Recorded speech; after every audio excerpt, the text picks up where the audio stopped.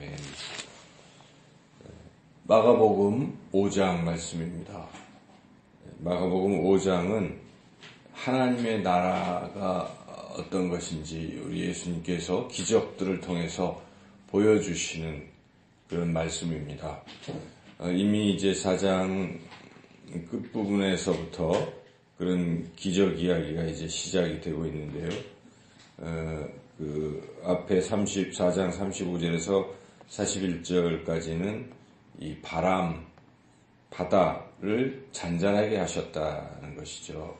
그래서 지금 우리 예수님께서는 하나님 나라가 어떠한지 그 하나님 나라를 또 우리 예수님께서 가져오신다 하는 것을 보여주시는 것이죠. 그래서 하나님 나라는 그러한 큰 광풍과 이런 두려움이 없는 곳, 그것을 또 없애주시는 분이 바로 예수님이시다 하는 것을 보여주고 있습니다.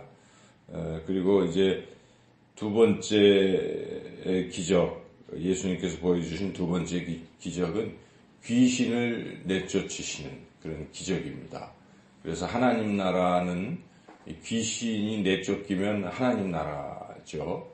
그래서 하나님 나라에는 하나님이 다스리는 것이 하나님 나라인데 그동안 귀신이 다스렸다면 그 귀신을 내쫓고 그 자리에 성령님께서 임하시고 성령이 다스리실 때 이제 하나님 나라 임하는 것이죠. 그래서 예수님께서 그 귀신을 쫓아내신 것입니다. 그래서 거기에 그 귀신에 사로잡혔던 사람이 온전하게 되는 이런 기적을 베풀어 주셨습니다.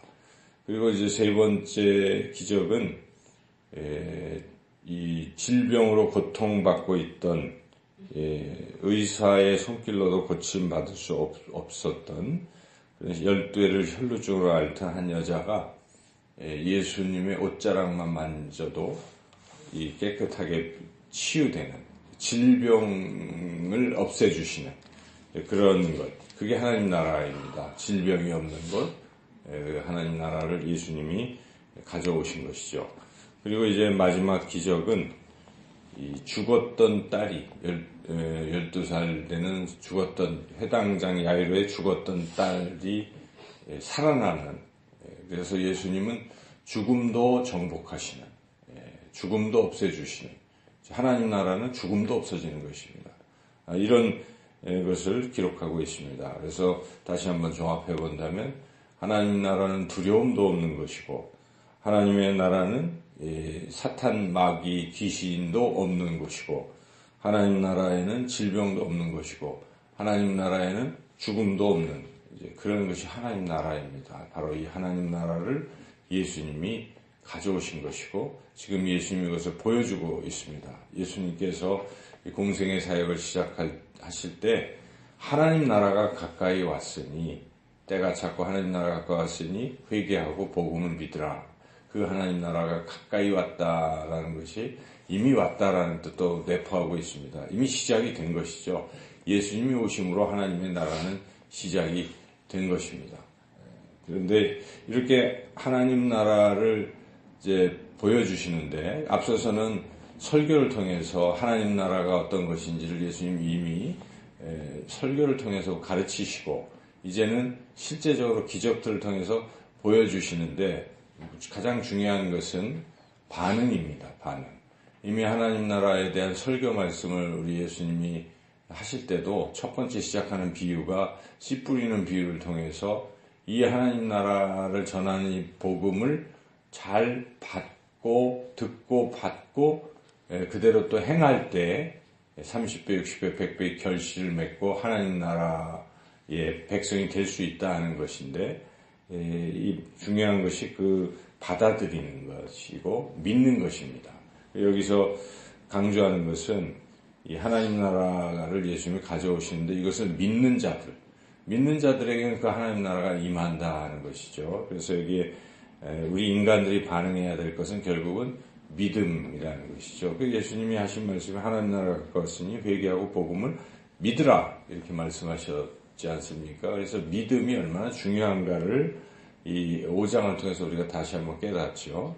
근데 아이러니하게도 제자들이 믿음이 부족함을 드러내고 있고 제자들이 아닌 것 같은데 그런 소수의 사람들이 도리어 믿음을 보여주고 있는 것이죠. 마가는 이런 대조적인 어떤 배치를 통해서 믿음이 참 중요하다 하는 것을 다시 한번 강조하는 것이죠. 예수님을 따르는 제자에게 아주 필수적인 것은 믿음이다 하는 것입니다.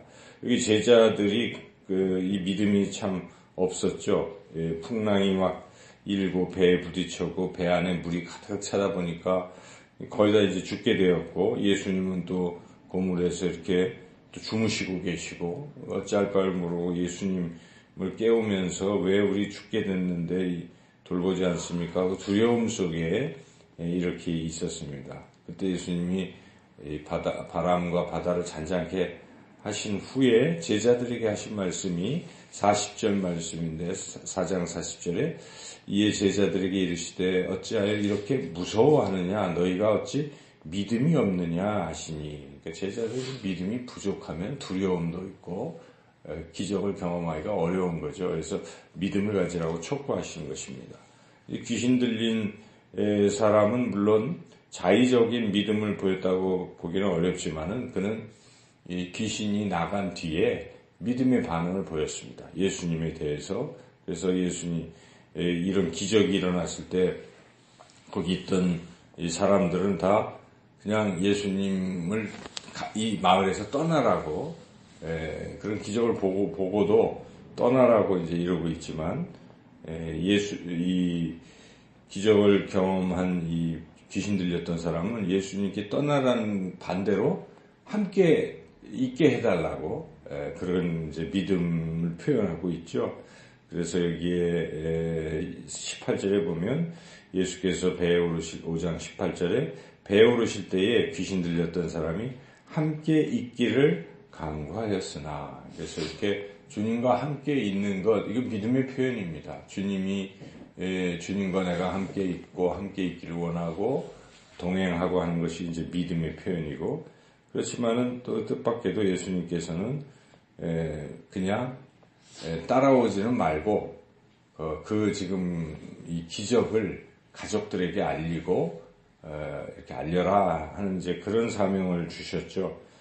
이에 순종해서 이 귀신 들렸던 사람은 가족들뿐만 아니라 그 지역에 데가볼리 그 이방 지역에다가 다 또 전파해서 예수님을 이제 전하게 됐다는 거죠. 그 다음에 이제 야이로도 믿음을 보인 것입니다. 회당장 야이로인데, 회당장이면 그 마을에서 그래도 덕망이 있고 사회적 또 여러 지위가 있는 그런 사람인데, 자기 딸이 거의 죽게 되니까 마침 그 마을에 오신 예수님 소식을 듣고 바로 주님 앞에 무릎을 꿇고 그 회당장이 살려달라고 간절히 그렇게 간청을 하죠.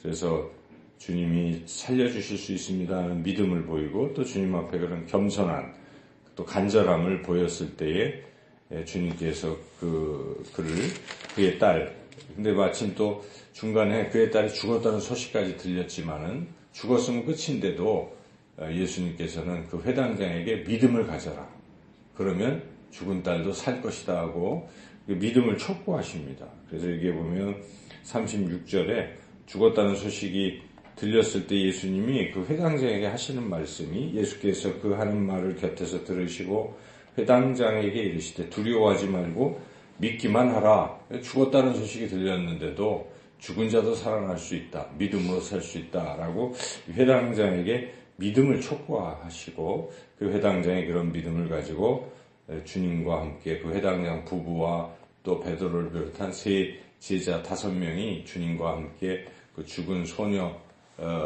곁에 이렇게 있게 되고, 예수님이 달리다굼 해서 소녀야 일어나라 이렇게 말씀하실 때 죽었던 소녀가 이제 다시 살아나는 그 기적이 일어났다는 것입니다.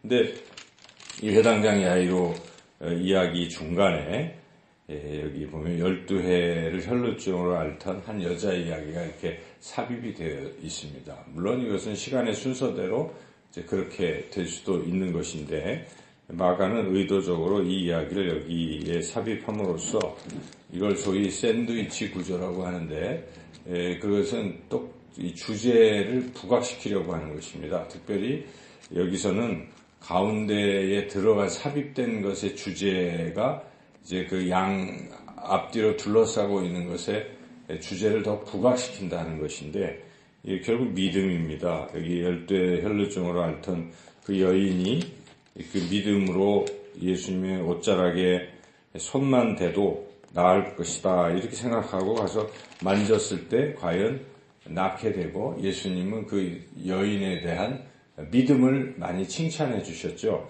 그래서 예수님께서 34절에 예수께서 이르시되 딸아 네 믿음이 너를 구원하였으니 평안히 가라. 네 병에서 놓여 건강할지어다 해서 믿음을 칭찬했는데, 바로 그 믿음, 바로 이 믿음을 예수님이 말씀하셨는데, 그 뒤에 이어지는 회당장 이야기 뒷부분에 너도 이 혈루증 앓던 그 여인의 그런 믿음을 너도 가져라. 믿음으로 좀 연결이 된 것입니다. 이 두 이야기가 강조하는 것은 믿음입니다. 이 글을 읽고 있는 당시의 마가의 독자들이나 공동체나 또 오늘날 우리가 이 말씀을 읽을 때 가장 우리가 깨달아야 될 핵심 교훈은 믿음이라는 것입니다. 아무리 상황이 어려워도, 바람이 불고 배에 물이 차고 도저히 벗어날 길이 없는 그러한 상황, 또 딸이 막 죽었다고 하는 상황, 12해 동안 의사들이 뭐 돈을 다 써도 고칠 수 없는 그런 상황, 귀신 들려서 도저히 희망이 없는 이런 상황 속에서도 믿음을 갖게 되면 그런 모든 어려움을 다 극복되고 또 하나님의 나라의 그런 평안함과 기쁨을 누릴 수 있게 된다 하는 이 교훈을 우리가 마음에 새기고, 우리 삶에서 어떤 상황에서도 오직 예수님에 대한 믿음으로 나아가서 하나님 나라를 경험하시는 저와 여러분이 되시기를 주님의 이름으로 축원합니다.